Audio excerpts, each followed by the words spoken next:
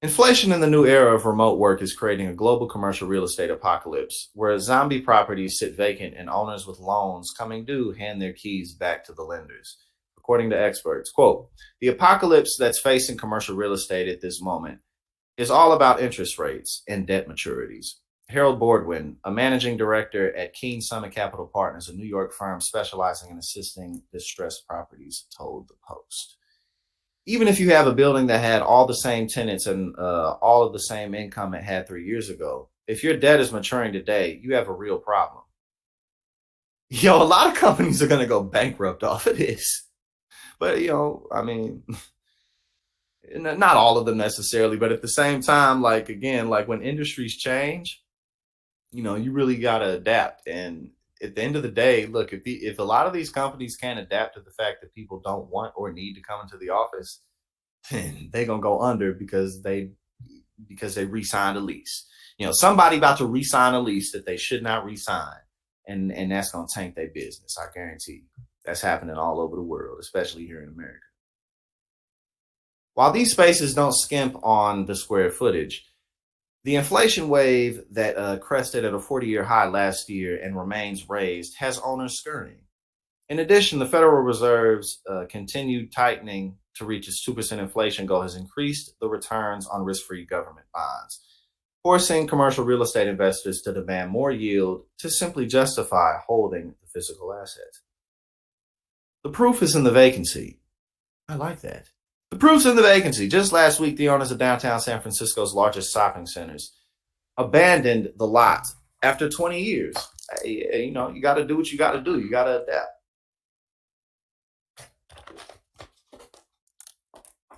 You got to adapt. You got to do what you got to do. Unibel, Radamco, Westfield. Oh, Westfield. I didn't even know. I guess those are the three entities that own, because you see Westfield everywhere. Said late on Monday it will transfer its Westfield San Francisco shopping mall to lenders as the shopping center continues to face declining sales, occupancy, and foot traffic. U.S. offices are also plagued by emptiness, prompting landlords to hand keys to their properties over to lenders that are worth less than the debt secured against them. Uh-oh. Earlier this month, a study released by economists from NYU Stern Business School, Columbia Business School, and the National Bureau of Economic Research showed that vacancy rates are at a 30-year high in many American cities. In New York City, the vacancy rate was an eye-watering 22.2% in the first. Oh, yo. That is. Ooh. In Q1 of this year, 22.2% vacancy rate in NYC, right across the bridge. Ooh, yo, people better adapt. They're going to have to move people in, but it's still going to be mad expensive. A lot of these buildings are just going to sit there. They're going to have to invent new ways of entertainment, do like indoor skydiving, but for real. You know what I'm saying? Like they're going to have to do it like that or something, because there's so many jobs and a growing number of jobs. You really just don't need to be in the office for them. You just don't.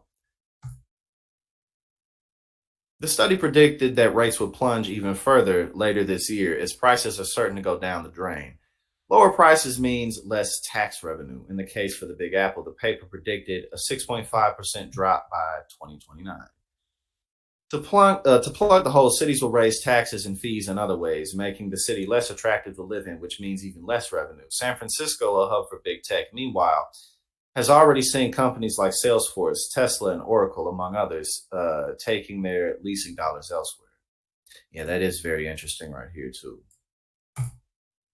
In terms of who's going to leave, because again, obviously, like urban populations, more overwhelmingly can't afford to just up and leave places. You know what I'm saying? So much of the urban populations in all of these cities, which really by urban, I really just mean pretty much anybody in the working class.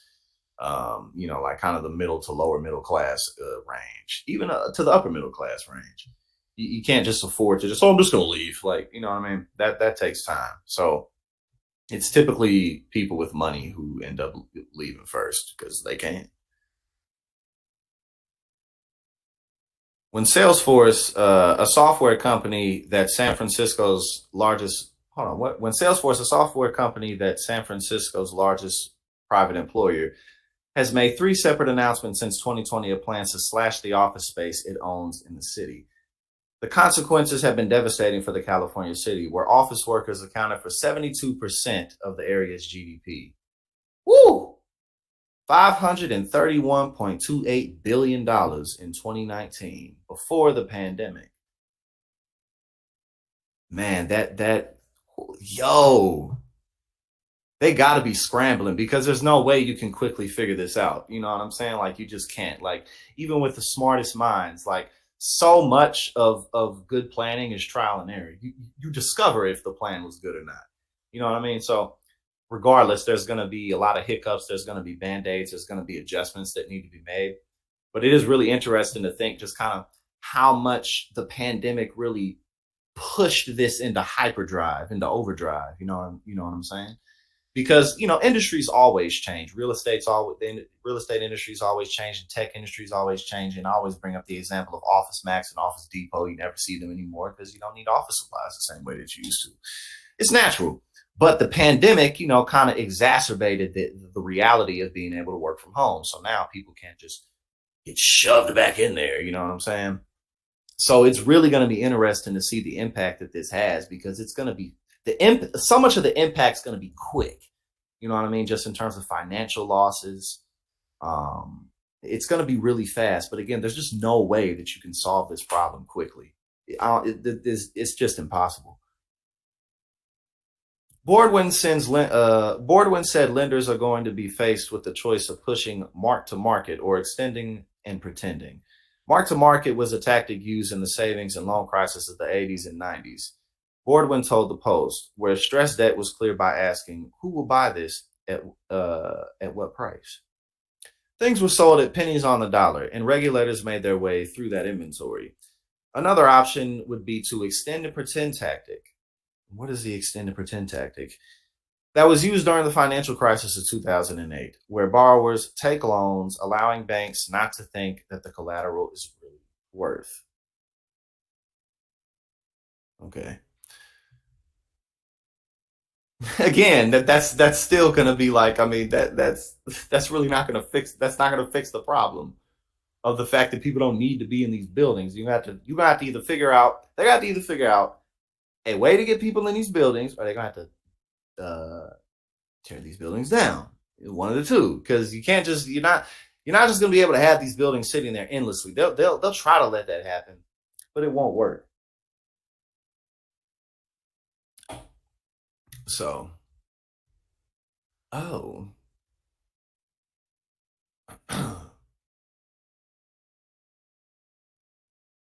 but yeah, there for one thing that's for certain is a lot of these, and I see some of y'all talking about it too. Yeah, a lot of these spaces are going to be turned into living spaces, but a lot of them they're just going to go unused. Okay, so a little bit more. Um, However, there's just a massive amount of obsolete space, the real estate experts said, noting how the pandemic shifted the way of the workforce to remote and hybrid models. Quote, nobody has a great answer to how that could be dealt with, he added, noting that a portion of these buildings could end up getting knocked down eventually. Yeah, I just said that too. Because again, what else are you going to do? Like, and use the space for something better. And there's a ton of stuff that the space could be used for. You know what I'm saying? Just so many things that real estate space could be used for. But yeah, they're definitely going to knock it down. If they're deemed unable to be converted into residential or lab space. So yeah, like a lot of those places could be made into like public park space.